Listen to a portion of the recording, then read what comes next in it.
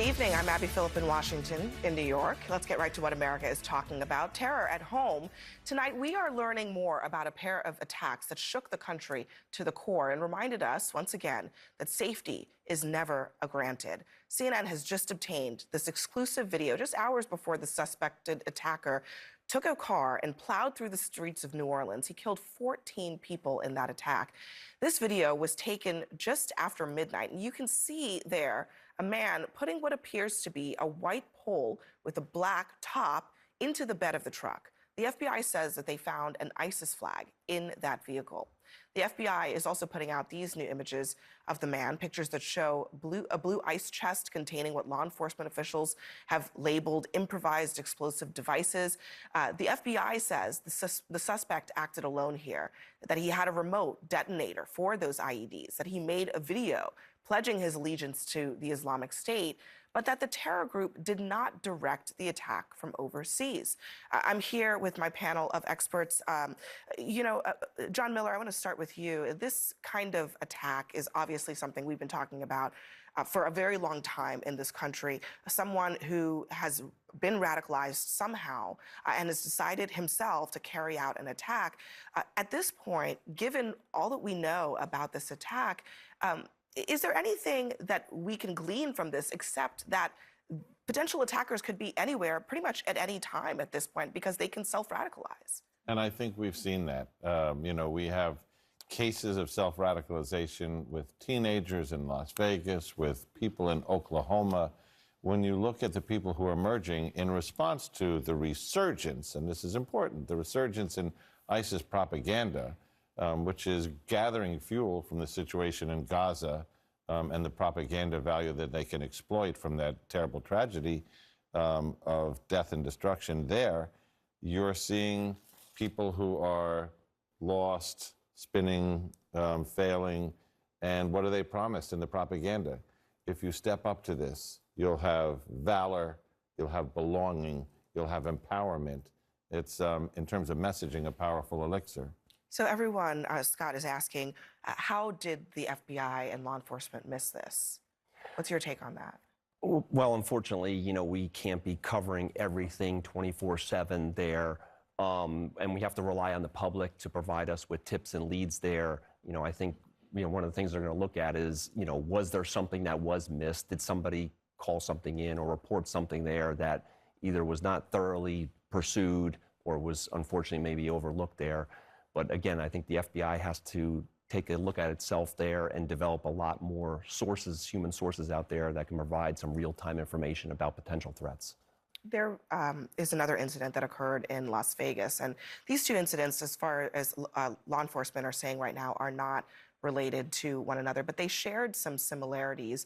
Both men rented these trucks from a service called Turo, that's almost like an Airbnb, but for vehicles.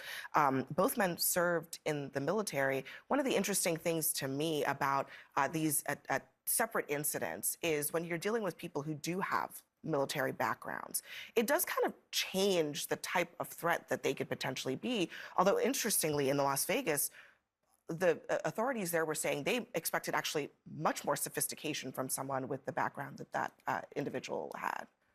Well, we see all the time, that a lot of people have the capability of actually building the bombs, but the actual execution or disbursement of even anything chemical related or anything terrorist of this form isn't always so simple. So even though they do have military training, they're not succeeding, thank God. Because if not, if you look at Las Vegas, even the way that the Cybertruck was able to take the explosion and actually force it forward, that saved a lot of lives. If it had dispersed and went sideways the way a normal bomb does, the kinetic energy and everything else would have caused a lot more destruction. So we've been lucky.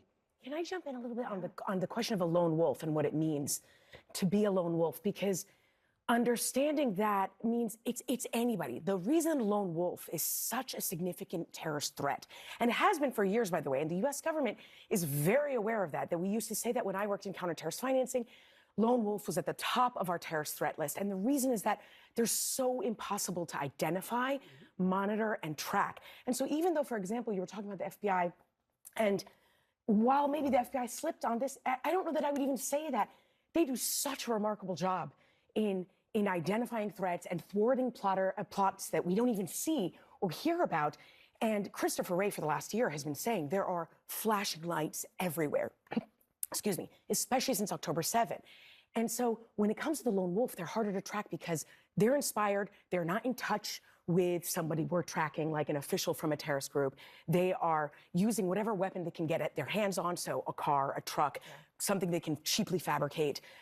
And sometimes people don't even notice the activity until it's too late. So for that, we have to rely and educate family members, citizens, just citizens across the United States. If you see somebody behaving weirdly, perhaps being radicalized, saying something, some kind of violent rhetoric, please share this with the FBI. And I think that's what we have to do. Yeah, I think the FBI has become a little bit too reliant on monitoring social media, monitoring the internet, as opposed to getting out on the street and developing the human sources, the people like you're talking about there, who would have the firsthand knowledge and hear and see things, right, that they know is suspicious and they should report it. Can I ask you about that, though, Scott? Because I mean, I hear what you're saying, and I think that makes a lot of sense, except that this is almost like a needle in a haystack. This is a guy who just went through a divorce. He wanted to kill his family. He's emotionally disturbed.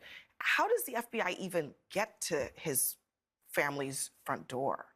Well, I mean, he was residing in a predominantly Muslim part of Houston there, right? Has the FBI gone out there and done community outreach at all? When was the last time they've done that? Have they developed any sources in that area, for example, right? That would give us a big head start, right, in knowing or feeling out, right, what the culture is in that area.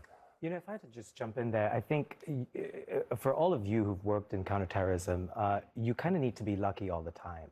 And someone who wants to commit an act like what we've just seen in the last 2 days, they just need to be lucky once. And I think over the last few years, what we've seen is the game has changed. So ISIS in 2015, 2016, 2017 was a very different ISIS than the ISIS we see today. They were more like a nation state. They wanted to control territory.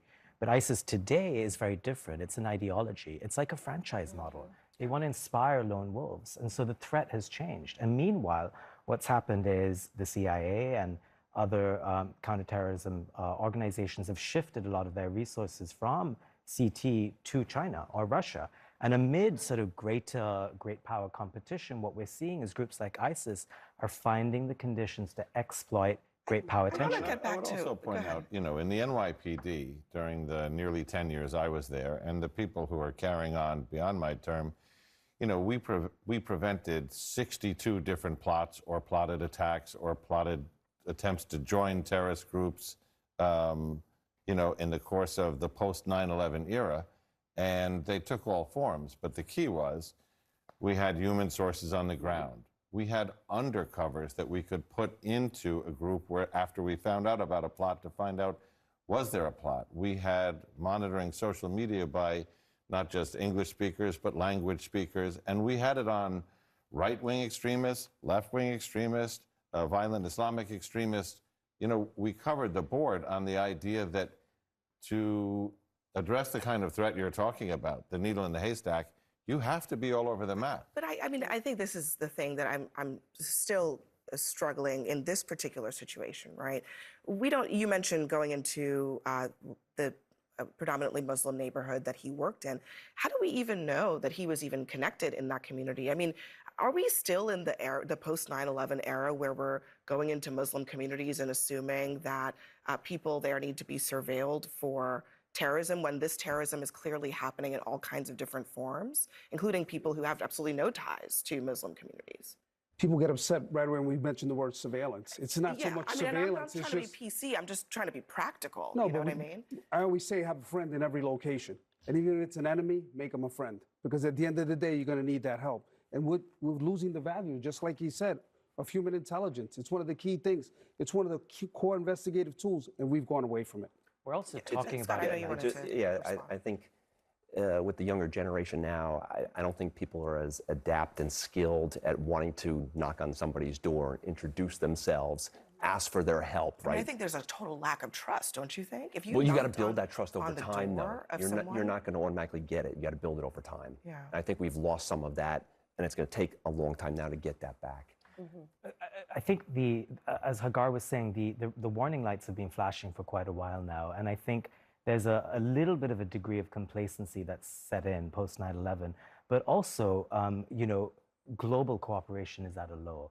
I think as we enter a world in which great power competition becomes more salient, the United States and China are at loggerheads, intelligence sharing isn't what it used to be, you will see more attacks. It becomes easier for groups like ISIS to sort of use that kind of tension between countries to exploit intelligence sharing. That's 100% correct. Where right before October 7, I know the government, my former building, had moved resources around. And that's very common in the US government. When you have a threat, whether it's, and at that time it was really Russia and Ukraine and China and Iran, they move folks around, and then they take those people who had been doing, for example, keeping their eye on the ball on Hamas and moving them to another portfolio. And that's very common in the US government, but it creates these vulnerabilities. And it's not just people they're moving. I mean, if you consider the, kind of the Mike Morrell, Graham Allison, all lights are blinking red article that came out a few months ago as kind of the warning bell, they were also talking about they're taking the pros from Dover, their best analysts, and putting them on these emerging hard problems, Russia, China, cyber, Iran, and other things. And, they are putting people into counterterrorism who are green, who may not have the experience. Collection is down. You look at, how they might handle a group like Hezbollah, and they say, well, let's leave that to a regional squad rather than a Hezbollah squad. You start to lose this, and, the tripwires are key. Well, Right. I just ask, I just want to raise one thing. The information that we got this week, especially the New Orleans incident, it was scattershot. It was here, there, and everywhere. I want to play really quickly what the governor said. The governor of Louisiana said in response to some of these press conferences that were incredibly chaotic down there. We think that life operates like it does on our phones, and it just doesn't. Information changes. In fact, that's why we ask the media for patience. We get information, like I said, no one dumps a 1,000-piece jigsaw puzzle and puts it together in 5 seconds. We're under-promising and over-delivering today. And I think that's important. We have to trust them. And sometimes the information we put out, we end up finding out that it may be incorrect. But guess what? What we're doing here is something that I think is important. It's called transparency. And look, something may change again. I hear that, but they said that there were pretty definitively, actually, in a shocking way, that there were multiple people involved in this incident. They said a lot of things that were just not the case because the investigation hadn't gotten there yet. Honestly, the performance in those 36 hours after this incident, surprisingly amateur for the FBI and the law enforcement down there. Can I say something in defense of, crisis management communications? You're the FBI person on the ground. And we have a role in this, which is we, as the press, as the media, we demand answers, and we want as much information as possible, and we want it now. And then on the flip side of that, you're saying, all right, what do we have here? We've done a quick video canvas. We see these coolers that have the bombs in them. We see multiple people handling those. It looks like there's a team of people. We see another guy who seems to be actually delivering it. He actually turns out to be our perpetrator, but he's dressed in a completely different outfit and, doesn't appear to be the same person. And that night, as they're trying to get information out, they're saying, this is what we have. It's why every time I have ever done this in my life, I have started out by saying, the information we're going to give you is preliminary. You can expect, parentheses, the first story is never right. Yeah, look, you can expect it to shift and change, but I'm going to tell you what we have now. But here's what we know, here's what we don't know, here's when we'll get back to you. I do think that there was a definitiveness to some of this information. Well, at the beginning, they said it's not a terror attack.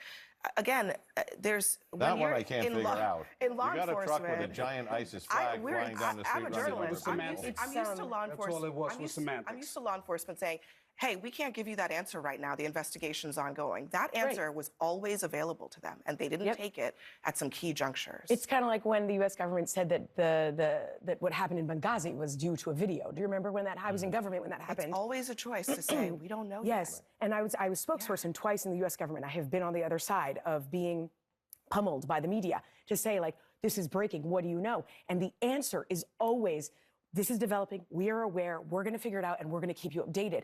But you see it happen all the time when agencies get too tempted to want to appear on top of things, and then you end up having a first story that's wrong. But that's never acceptable in any crisis. All right. They have to.